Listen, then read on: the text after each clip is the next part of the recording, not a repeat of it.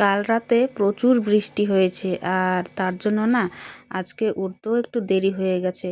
মেয়েকে আর ডাকলাম না, ওর একটু শরীরটা খারাপই আছে আর আমিও বেশি কিছু কাজ ছিল না, অল্প কিছুই কাজ ছিল। তো ফটাফট সব কিছু করে, যেহেতু দেরি হয়ে গেল আর কি করাই যাবে, তো ফটাফট সব কিছু করে বেরিয়ে পড়লাম কাজের জন্য। তো শুভ সকাল বন্ধুরা, সবাই কেমন আছো? আমার একটা ব্লগে তোমাদের সবাইকে অনেক অনেক স্বাগত জানাই।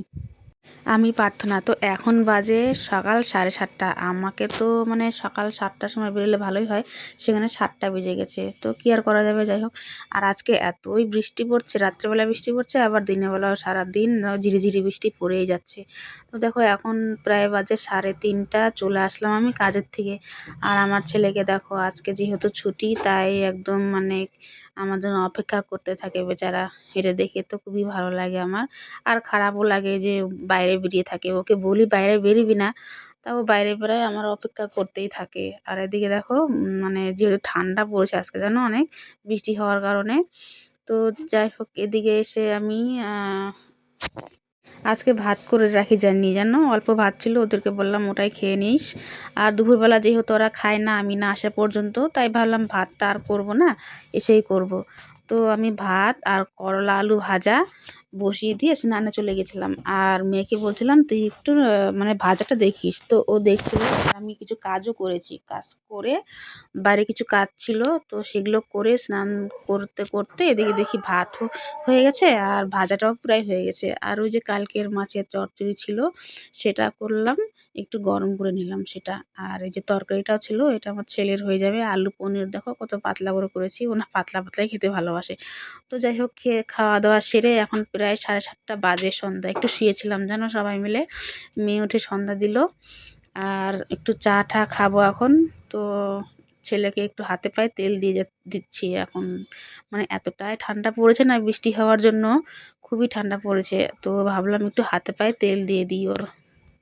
আর জানো, যখনই তেল দিই ও ভয়ে থাকে যে ওর মুখে না দিয়ে দিই। ও মুখে তেল মাখতে একদমই পছন্দ করে না। জানি আমি দেব না, মানে জানে, তাও ও একটু ভয়ে ভয়ে পায়। তো যাই হোক, আজকে না টিউশনই বন্ধ ছিল।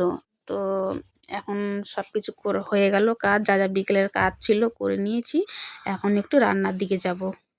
আর ভাবছিলাম আজকে কী যে রান্না করি, তো ভাবতে ভাবতে চলে আসলাম রান্নাঘরে। আজকে আমি কালকেই ভেবে রেখেছিলাম যে আজকে একটু রসুন, কালো জিরা আর শুকনো লঙ্কা দিয়ে না মানে ওই বাটাটা বানাবো। মানে কি বলবো, এত খেতে ইচ্ছে করছে আর হাত পাগুলোও খুব ব্যথা করছে। তো এটা খেলে নাকি অনেকটা মানে কি বলবো উপকার হয়। তো একটু বানিয়ে নিলাম। আর এই যে চাউমিন বানিয়েছি একটুখানি, তো চাউমিনটা না অনেক দিন থেকে ঘরে আছে, তো সেটাই একটুখানি বানিয়ে নিলাম। আর এই যে দেখছো এখানে রসুন, কালো জিরে, তারপরে শুকনো লঙ্কা, একটু লবণ দিয়ে বেটে নিচ্ছি, আমি ভেজে নিয়েছি প্রথমে। আর এই রেসিপিটা না আমি একদম আমার মায়ের কাছ থেকে শিখেছি। আমার ছোটোবেলায় খুব খেয়েছি জানো এই বাটাটা। মানে এতটা ঝাল হতো না, আজকে আমি প্রচুর ঝাল দিয়েছি। আর যেন খুবই ঝাল হয়েছিল, মানে এতটাই ঝাল হয়েছিল, মেয়ে তো খেতেই পারেনি, আমি একা একাই খেয়েছি। আর একটুখানি খেয়েছি। আর এটা বানিয়েছি কালকে দুপুরের জন্য, কালকে দুপুরে ভাত দিয়ে খাবো।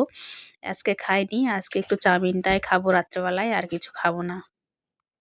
কারণ কালকে না দুপুরবেলা যে দুপুরবেলা না বিকেলবেলা এসে গরম গরম ভাত করব, তখন গরম ভাত দিয়ে খাবো। রাত্রেবেলা যেহেতু ভাত খাবো না। আর এই মাখাটা মানে এই চাটনিটা কি, যাই হোক, আমরা তো কালো জিরা বাটা বলি, সেটাই হচ্ছে ভাত দিয়ে না খেলে বেশি ভালো লাগবে, রুটি বা অন্য কিছু দিয়ে ভালো লাগবে না। তো রান্না দেখো আমার হয়ে গেছে প্রায়। আর এদিকে আমি এই যে কালকে সকালে একটু ভাত করব। ভাবছিলাম সকালে ভাত করতে হবে না, যা থাকবে ওরা খেয়ে চলে যাবে স্কুলে, কিন্তু দেখলাম যে না ভাত করতে হবে, তাই আমি রাত্রেবেলায় চালটা ভিজিয়ে রাখছি। তাহলে না ভাতটা সকালে সুন্দর হয় আর তাড়াতাড়িও হয়ে যায়। কারণ বেশি সময় নিয়ে ভাতটা করতে পারি না, কাজে যেতে হয় তো সকাল সকাল, তাই একটু ভিজিয়ে রাখি। তো খুব ভালো হয়, আমার সুবিধা হয়, সকালবেলা ধুয়ে বসিয়ে দিব। তো খাওয়া দাওয়া সব কিছু, বাসন ধোয়া সব কাজ কমপ্লিট হয়ে গেছে। এখানে দেখো বিছনা ঝাড়া শুরু করে দিয়েছে আমার মেয়ে। বিছানা ঝাড়াটা ওর দায়িত্ব, মানে অনেক দিন আগের থেকে ওর দায়িত্ব। এদিকে আমি রান্নাঘরে কাজ সারি, আর এদিকে আমার মেয়ে ঘরের বিছানা মানে শোয়ার জোগাড় করে। তো দেখো ও কত সুন্দর করে বিছানা ঝাড়ছে, বালিশ বিছানা সব ঝেড়ে দিচ্ছে, আমি ওটাই দেখছিলাম। ওর শরীরটাও বেশি একটা ভালো নেই, ওকে বললাম ছেড়ে দে, আজকে আমি করে নিই বিছানাটা। কিন্তু না, ও নিজেই করবে। ও নিজে না করলে ওর তৃপ্তি হয় না শোয়ার। ওর একটা শুরুর থেকেই করে, করে অভ্যাস হয়ে গেছে তো। এখন আবার কি দেখছি বলো তো? এখন দেখি ও মশারি টাঙাচ্ছে, ওর ভাইকে বলছে মশারি গুছতে। মানে এসব হয় কাণ্ড আমাদের জানো? মানে দিদি বিছানা করবে আর ভাই মশারি মানে টাঙাবে না, মানে গুজবে চারপাশে। মানে কিরকম একটা হাস্যকর অবস্থা। তো যাই হোক এইভাবেই আমাদের চলতে থাকে। আর এদিকে দেখো আমার মেয়েকে একটু মাথায় তেল দিয়ে দিচ্ছি। ওই আমাকে বলল, "একটু মা তেল দিয়ে দাও। একদম মানে যত শক্তি আছে ততখানি শক্তি দিয়ে একটু মালিশ করে দাও।"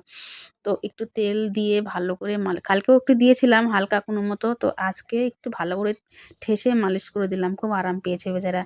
তো চলো শুভরাত্রি বন্ধুরা, সবাই ভালো থেকো। ভিডিওটা ভালো লাগলে জানিও সবাই। তো চলো সবাইকে শুভরাত্রি, টাটা, ভালো থেকো, সুস্থ থেকো। Good night.